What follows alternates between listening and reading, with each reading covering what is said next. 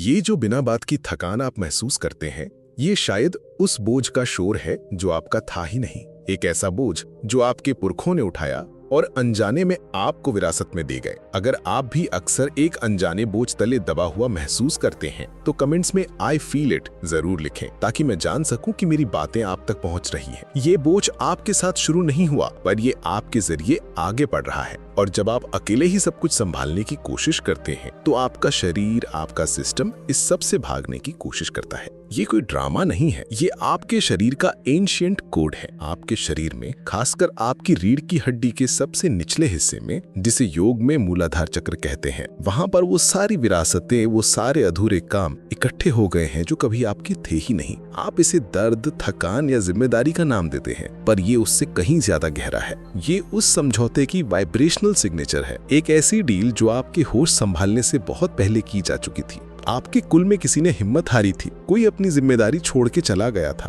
कोई जुल्म सहकर भी चुप रह गया था, और अनजाने में ही उस अधूरे कर्म को पूरा करने के लिए आपको पुकार लिया गया। आप वो मजबूत खंभा, वो एंकर बन गए जो टूटे हुए परिवार को जोड़ने की, सब कुछ ठीक करने की कोशिश करता है।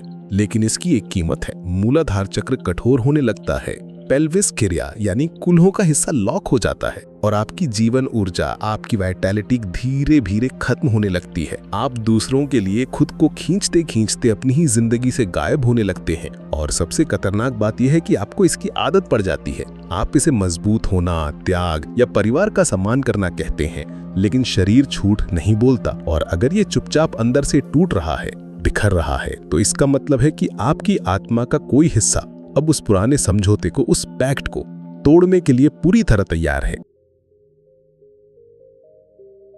हमारे प्राचीन ऋषि मुनि और योगियों ने इस रहस्य को हजारों साल पहले ही समझ लिया था। जब कोई इंसान आध्यात्मिक रूप से बीमार पड़ता था तो वे उसके मन को कुरेदने की कोशिश नहीं करते थे। वो सबसे पहले उसके शरीर को पढ़ते थे, क्योंकि वो जानते थे कि मन तो झूठ बोल सकता है, बहाने बना सकता है, बातों को भूल सकता है, लेकिन शरीर कभी झूठ नहीं बोलता। वेदों और उपनिषदों में भी शरीर को एक ब्रह्मांड का छोटा रूप माना गया है। यथा पिंडे तथा ब्रह्मांडे। जो गड़बड़ बाहर ब्रह्मांड में है, वही गड़बड़ हमारे शरीर में भी झलकती है। योग विज्ञान में रीढ़ की हड्डी के सबसे निचले हिस्से सेक्रम को मूलाधार चक्र का स्थान कहा गया है। यह सिर्फ एक हड्डी नहीं है, ये एक पवित्र वेदी है, एक ऑल्टर है। ये वो जगह है जहां हमारी आत्मा धरती से जुड़ती है। यहीं पर हमारे पूर्वजों की शक्ति का बीज, उनके अधूरे कर्मों का हिसाब और वो ग्राउंडिंग पॉइंट मौजूद है जहां से हमारी चेतना ऊपर की ओर उठती है। इसीलिए जब कोई आध्यात्मिक रूप से बीमार होता था तो पुराने गुरु ये नहीं पूछते थे कि तुम्हारे साथ क्या हुआ, वो पूछते थे तुम ऐसा कौन सा बोझ ढो रहे हो जो तुम्हारा है ही नहीं।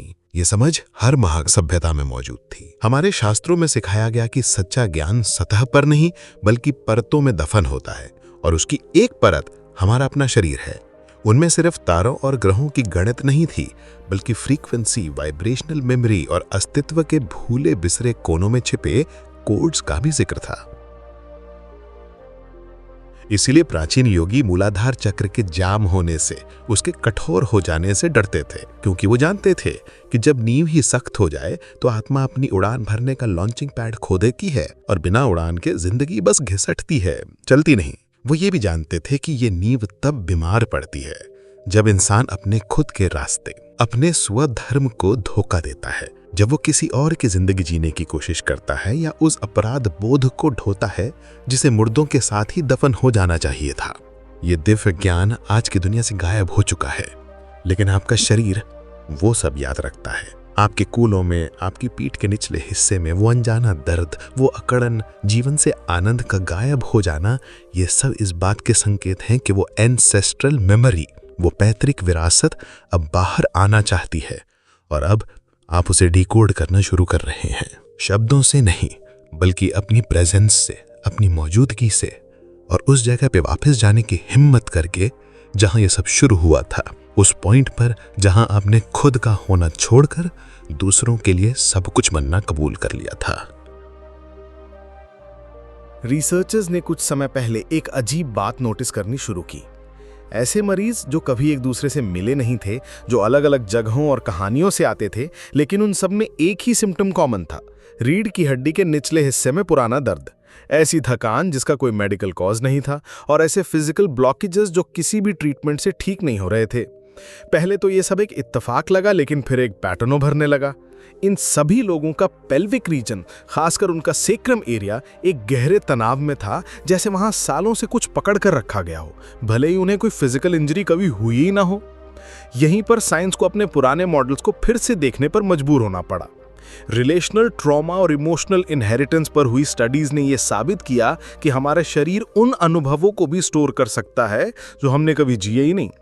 ये पिछली पीढ़ियों की घटनाएं हैं जो बिना शब्दों के न्यूरोमस्कुलर चेन्स और ऑटोनॉमिक रिस्पॉन्सेज में रिकॉर्ड होकर हम तक पहुंचती हैं। मॉडर्न साइंस की पॉलीवेगल थ्योरी भी यही बताती है कि हमारा नर्वस सिस्टम हमारे इमोशनल बॉन्ड्स की क्वालिटी से बनता है, जिसमें वो बंधन भी शामिल हैं जो हमें विरासत में मिले हैं। हमारा शरीर डिफेंस मोड में सिर्फ खुद के सर्वाइवल के लिए नहीं जाता, बल्कि पुरानी अनकही कहानियों के प्रति एक खामोश वफादारी निभाने के लिए भी जाता है।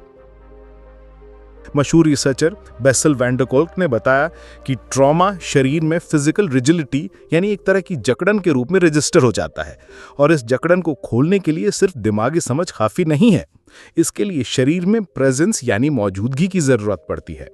ये सारी मॉडर्न डिस्कवरीज उसी बात को कंफर्म करती हैं जो हमारी हजारों साल पुरानी यौगिक परंपराएं हमेशा से कहती आई हैं कि जो कर्म हील नहीं किया गया, जो ऋण चुकाया नहीं गया, वो शरीर के जरिए वापस आता है। और सबसे पहला हिस्सा जो बीमार पड़ता है वो वही होता है जो उस बोझ को संभालने की कोशिश कर रहा है, जिसका समय अब पूरा हो चुका है। अपने मूलाधार को फ्री करना किसी स्ट्रेचिंग एक्सरसाइज या मेडिटेशन से शुरू नहीं होता, ये एक वाइब्रेशनल डिसीजन से शुरू होता है। इस फैसले से कि आप वो बोझ ढोने से इनकार करते हैं जो आपका है ही नहीं। ये कोई सिंबॉलिक बात नहीं है, ये फिजियोलॉजिकल है। आपका शरीर सच पर मूवमेंट से रिएक्ट करता है और झूठ पर कॉन्ट्रैक्शन यानी सिकुड़न से। इसलिए पहला कदम है तोड़ना, रप्चर। स्टेप 1, उस अदृश्य अनुबंध को तोड़ो। अपनी आंखें बंद करें, उस एहसास को अपने मन में लाएं जो आपको परिवार का पिलर या मजबूत सहारा होने पर महसूस होता है। महसूस करें कि ये एहसास आपके शरीर में कहाँ छूता है। क्या ये कहीं जकड़न पैदा करता है, भारीपन लगता है या जलन होती है? इसे एक नाम दें, उस सेंसेशन को एक आकार दें और धीरे से खुद से कहें कि मैं ये स्वीकार करती हूं कि ये बोझ मेरा नहीं है। इसे तब तक दोहराएं जब तक आपका शरीर पहला संकेत न दे। शायद एक गहरी सांस, शरीर में गर्माहट की लहर या एक हल्का सा रिलीज, बस यही है एक्सेस कोड। आपके शरीर को यह सुनने की जरूरत है कि आप उस साइकिल को तोड़ रहे हैं। स्टेप 2, ऊर्जा के क्षेत्र में खुद को ली पोजीशन करो। कल्पना करें कि आपके आसपास सब लोग एक सर्कल में खड़े हैं, आपके माता पिता, दादा दादी, भाई बहन। आप उस सर्कल के सेंटर में नहीं हैं, आप पिलर नहीं हैं। विजुअलाइज करें कि आप वो एनर्जी जो आपकी नहीं है उसे वापस उस सर्कल के सेंटर में लौटा रहे हैं। उसे वापस बहते हुए देखें जहां से वो आई थी। ये कोई इल्जाम नहीं है, ये वाइब्रेशनल जस्टिस है, एक तरह का कर्मिक न्याय। आप उन्हें छोड़ नहीं रहे हैं, आप बस वो लौटा रहे हैं जो आपने प्यार के कारण उठा लिया था और जिसे अब जाना ही होगा ताकि प्यार का फ्लो बना रहे। ये सिर्फ एक विजुअलाइजेशन एक्सरसाइज नहीं है, ये एक न्यूरो क्वांटम रीपोजिशनिंग है। जब आपका शरीर ये समझ जाता है कि उसे अब सब कुछ थामे रखने की जरूरत नहीं है, तो वो आपकी खुद की प्रेजेंस के लिए जगह बनाना शुरू कर देता है। और यही वो चीज है जिससे आप अगले स्टेप में और गहरा करेंगे, अपनी ओरिजिनल बेस के साथ फिर से जुड़ना, साफ, जिंदा और पूरी तरह। अब जब आपने उन अदृश्य डोरियों को काट दिया है और वो लौटा दिया है जो कभी आपका था ही नहीं, तो समय आ गया है अपनी वाइब्रेशनल फाउंडेशन को फिर से बनाने का। दुनिया का बोझ उठाने के लिए नहीं, बल्कि खुद को सपोर्ट करने के लिए। स्टेप 3, सोए हुए सिंहासन को फिर से जगाओ, रीएक्टिवेट द डोरमेंट थ्रोन। अपनी रीढ़ की हड्डी को सीधा रखते हुए लेट जाएं और अपने पैरों को जमीन पर टिका दें। अपना ध्यान अपनी रीढ़ के आधार पर लाएं, जहां आपकी पीठ का निचला हिस्सा खत्म होता है और पेल्विस शुरू होता है। योग में यही मूलाधार है, आपके ओरिजिनल फील्ड का सिंहासन। सालों से इस सेंटर पर डर, अपराध बोध और जिम्मेदारियों की फ्रीक्वेंसीज ने कब्जा कर रखा था, लेकिन वो अब भी वहीं है, आपके कमांड का इंतजार कर रहा है। एक गहरी सांस अंदर ले और सांस छोड़ते हुए अपने मुख से एक धीमी गहरी आवाज निकाले। लम, बीज मंत्र की तरह एक गहरी धीमी वाइब्रेशन। ये कोई मंत्र जाप नहीं है, ये रिलीज है। ये साउंड आपके पेल्विक एक्सिस को एक्टिवेट करती है और नर्वस सिस्टम को सिग्नल देती है कि अब वापस लौटना सेफ है। इसे 3 मिनट के लिए करें बस। लक्ष्य मेडिटेट करना नहीं है, बल्कि अपनी पावर के सेंटर का वाइब्रेशनल एक्सिस रिएक्टिवेट करना है। स्टेप 4, नई आंतरिक भाषा को इंस्टॉल करो। Install the new internal language. शरीर खूबसूरत वाक्यों पर रिएक्ट नहीं करता, वो कोहेरेंट फ्रीक्वेंसी पर रिएक्ट करता है। तो ये एक ऐसा फ्रेज चुनें जो उस नए कोड को रिप्रेजेंट करे जिसे आप अपने कोर में, अपनी जड़ में छापना चाहते हैं। ये छोटा, विसरल और ईमानदार होना चाहिए। कुछ ऐसा जैसे मैं अपनी सच्चाई की नींव हूं, या मैं किसी का बोझ उठाए बिना भी एग्जिस्ट करती हूं। इस फ्रेज को अपने दोनों पैरों को जमीन पर मजबूती से रखकर बोलें। महसूस करें कि ये शब्द आपके पेल्विस में, आपके मूलाधार में उतर रहे हैं। अगर वो उतरते हुए महसूस ना हो तो इसका मतलब है कि वो अभी तक आपकी सच्चाई नहीं बने हैं। फ्रेज को तब तक बदलें जब तक आपका शरीर हाँ ना कह दे। ये 2 स्टेप्स आपके एक इंटरनल सपोर्ट के फील्ड को रिकॉन्फ़िगर करते हैं। ये आपकी ओरिजिनल फ्रीक्वेंसी को आपके शरीर के सबसे भूले हुए हिस्से में रीइंस्टॉल करते हैं और आपको फाइनल स्टेज के लिए तैयार करते हैं, फंसी हुई जीवन ऊर्जा का स्पॉन्टेनियस रिलीज। स्टेप 5, रुके हुए प्रवाह को मुक्त करो। Release the interrupted flow. अपने घुटनों को थोड़ा मोड़कर और आंखें बंद करके खड़े हो जाएं। अपना ध्यान अपने सेक्रम, अपने मूलाधार पर लाएं। विजुअलाइज ना करें, महसूस करें। वहां एक वाइब्रेशनल एंसेस्ट्रल मेमोरी है, जैसे एक नदी पर पीढ़ियों से बांध बना हो। अब बिना किसी जोर के अपने पेल्विस से एक हल्का गोलाकार मूवमेंट शुरू करें। इसे बड़ा होने की जरूरत नहीं है, इसे सच्चा होने की जरूरत है। अपने शरीर को अपनी लय खोजने दें। हो सकता है कि इमोशन ऊपर आए, रोंगटे खड़े हो जाएं या रेजिस्टेंस महसूस हो। करते रहें। ये गति सिर्फ एक मूवमेंट से कहीं ज्यादा है। ये सोमैटिक डिकोडिंग है। ये शरीर द्वारा विरासत में मिले कर्मों की गांठों को खोलना है।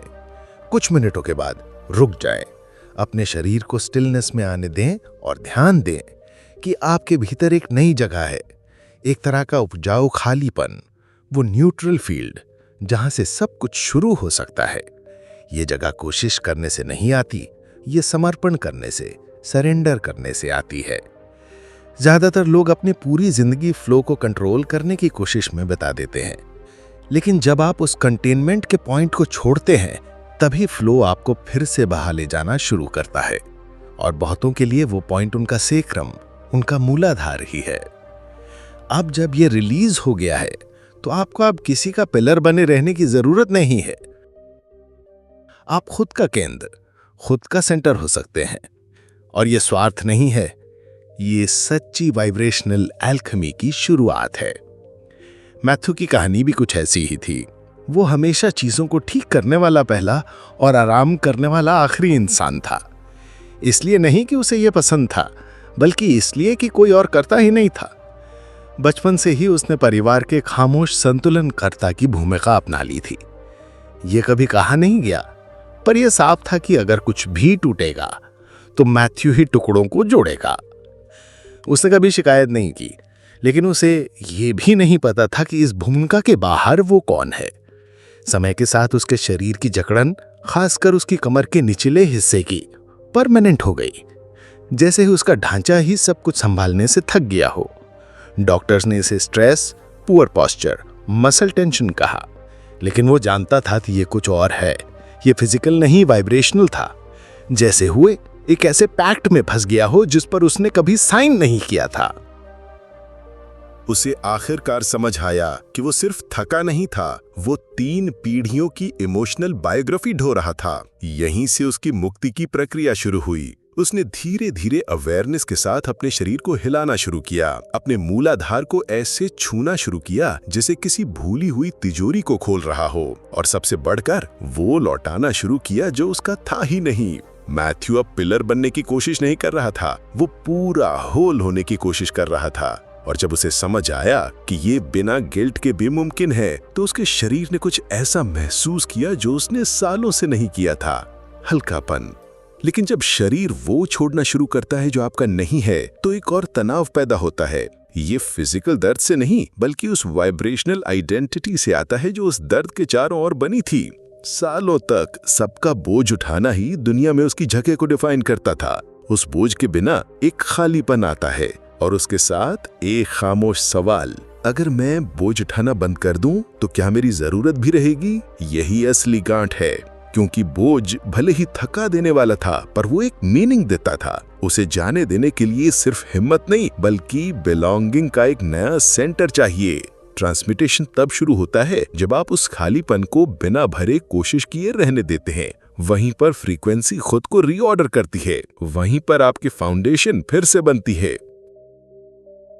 साफ खड़े होकर अपना ध्यान अपने मूल आधार पर लाएं, सांस लें और कहें, मैं जो कुछ भी संभालता हूं, मेरा अस्तित्व उससे परे है। इसे तब तक दोहराएं जब तक शरीर रिएक्ट करना बंद ना कर दे, जब तक वो ये ना समझ जाए कि बोझ जो बिना आपने मकसद नहीं खोया है, आपने जगह पाई है। आप झुककर जीने के लिए नहीं बने थे। आपके आधार पर जमी हुई जकड़न कोई कमी नहीं है, ये मेमोरी है, स्मृति है, लेकिन हर स्मृति को बदला जा सकता है। आज आपने समझा कि हर दर्द आपका नहीं होता, और सपोर्टर की भूमिका जब बिना सवाल के स्वीकार कर ली जाए तो ये बड़ापन नहीं, ये प्यार के वेश में एक एनर्जेटिक कैद है। आपका शरीर हजारों तरीकों से चिल्लाया और शायद पहली बार आप सुन पाए, क्योंकि सहने से ज्यादा जरूरी है खुद को हर किसी की कहानी ढोए बिना एग्जिस्ट करने देना। आप इस दुनिया में दर्द को आगे बढ़ाने नहीं आए थे, आप पैटर्न तोड़ने आए थे, और आखिरकार अपने अस्तित्व को अपने कुल के लिए हीलिंग का पॉइंट बनाने आए थे। अगर इस वीडियो ने आपके अंदर को छुआ है तो इसे लाइक करें, चैनल को सब्सक्राइब करें और नोटिफिकेशन ऑन कर लें। कमेंट्स में लिखें, मैं सम्मान और सच्चाई के साथ वो सब को छोड़ता हूं जो मेरा नहीं है। ये अफर्मेशन आपकी वाइब्रेशनल चॉइस पर मोहर लगाता है। इस वीडियो को किसी ऐसे व्यक्ति के साथ शेयर करें जो अपनी क्षमता से ज्यादा बोझ उठा रहा है, और अपनी यात्रा जारी रखें। आप जितना कम ढोएंगे, उतना ही ज्यादा आप ये उजागर करेंगे कि आप वाकई में